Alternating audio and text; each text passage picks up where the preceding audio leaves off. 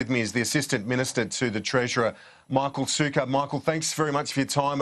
First of all, your thoughts on the Energy Security Board's modelling and also some of the reaction, including, as our viewers heard there, from Tony Abbott, Craig Kelly, among the critics saying that they're not buying this modelling, or the suggestion that power prices would fall under the Frydenberg energy guarantee. Well, g'day, Kieran. Great to be with you. Look, I think we need to obviously digest the report. I haven't had an opportunity to read it in full. The reality is you've always got to scrutinise projections, and we're obviously very focused.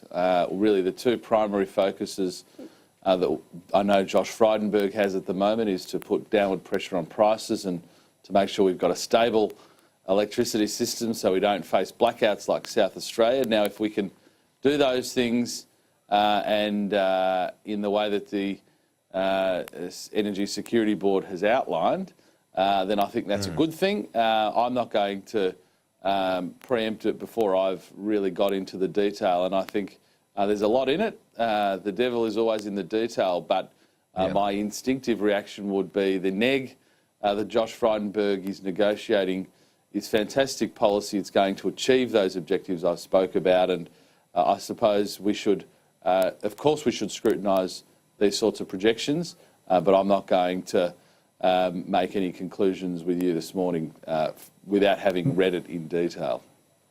From what I can tell, though, the modelling does not differ that much from the initial modelling that was put out there, not just in terms of the power price reductions, but coal as a percentage of supply.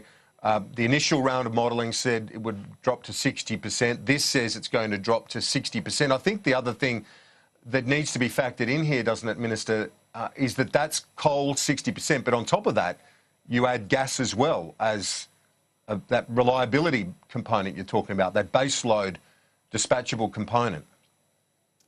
Well, I suppose it's unsurprising. I mean, the point of the National Energy Guarantee is to make sure that all generators and providers of energy can deliver what they promise, and the way that you need to be able to deliver what you promise is to have dispatchable power. So it's certainly no surprise that between coal and gas, to thermal sources of energy generation, that would still represent a very large proportion of our energy mix. I think the Prime Minister's made that point.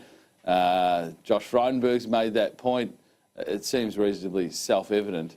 Again, though, Kieran, I think before making specific comments, I'd want to see the details, but my really very strong view here is that the National Energy Guarantee is going to put downward pressure on prices, stabilise the system, and the fact that coal is still going to be a very large part of our energy mix into the future is exactly what the Minister's been saying about the neg the whole time. The other thing that I guess some of your colleagues would be considering, surely, is that, you know, there's criticism already we've seen from some of your colleagues, but isn't it something that you'd factor in that if the coalition doesn't finalise this now, while you might hope that this is not the case, you might well lose the next election in May of next year, as we're expecting the schedule to be. And if you don't lock it in now, you're facing a situation where your prescriptions for energy, well, they're not going to mean that much, are they? Because the Labor government's going to go a very different tack. Well, we know, you're right, Kieran. I mean, the Labor government will go down the path of being absolutely ideologically obsessed. They've essentially had their policy written by the Greens, which will mean all Australians will be paying more for their energy. You're in some respects correct, Kieran. You never hear Bill Shorten talking about putting downward pressure on energy prices or stabilising our electricity system. All you see is Bill Shorten trying to carve out voters from the Greens political party by talking about unrealistic emissions targets. So, look, that's an argument you can make. We'll have a negotiation with the states and territories.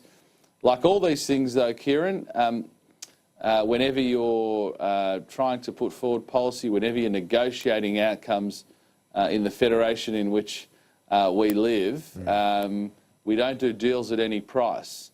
We don't do deals, and I'm sure the Minister will not cut deals with the states that sell out Australians, that mean Australians will be paying more for their energy and have a less secure energy system. And in that sense, I know for a fact that Minister Frydenberg has those two objectives at the centre of everything he'll do. If the states want to come on board, he'll do it. But I know Minister Frydenberg's not going to sell out the Australian people just to get a deal across the line for the sake of it. But you have a lot to do with the business community on a daily basis, and you know that there's a yearning from them to end the climate wars, isn't there? Some certainty. Well, no, there's a yearning from them to have a competitive environment in Australia, and for any large users of energy, and a competitive environment requires them not to have some of the highest electricity costs in the world, which is what certainly under the South Australian Labor government they suffered in South Australia. So they don't want to see us being put at a disadvantage. Yes, there's certainty is a wonderful thing, but we don't want certainty of a bad outcome. We want certainty of a good outcome. And I think that's what the business community says to me on a very regular basis. Is there really, on another matter, a risk of housing shock if Labor were to win the next election? The recent property report suggests the numbers in 5 of the 8 major cities have come down over the last year, but something that's included in that report is that there is a hesitance among some investors because of Labor's policies of reining in capital gains tax and negative gearing. Wouldn't that already be priced in? Is Scott Morrison overstating it to say that there'd be a shock if Labor to win? Not at all. I mean, the reality is we've taken very calibrated and targeted measures in last year's budget to make housing affordability better in this country. We had the largest housing affordability package, but it was very targeted.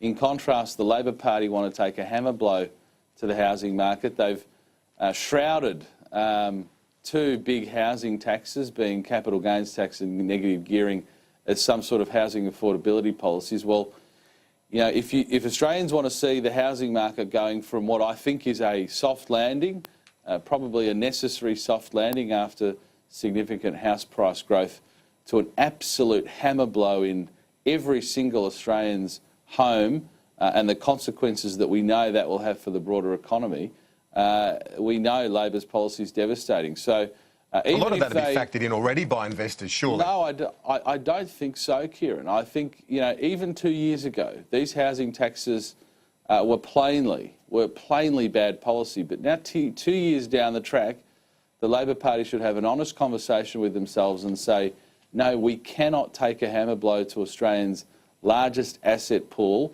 We know it will have a devastating impact on the economy, and they should dump these policies now, because in this environment, with reducing house prices, the last thing that we need is to accelerate that and fuel that even more and take a hammer blow to the market. So I don't agree, Kieran, that that's factored in. Okay.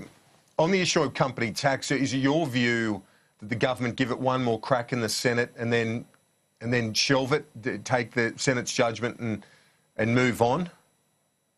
Well, you're presupposing what the Senate's judgment will be, and maybe you're more well-informed than I, or you've got a better crystal ball than I do, Kieran. No, this is policy that's necessary for our country.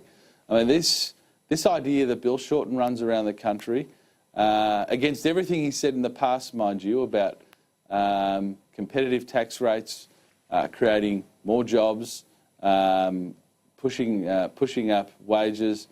These are things that he's completely repudiating. And what Bill Shorten is essentially saying is every Australian company will compete against international competitors with one arm tied behind their back, because whilst we've got a 30% tax rate for large businesses, the UK is on 18%. The United States is on 21%.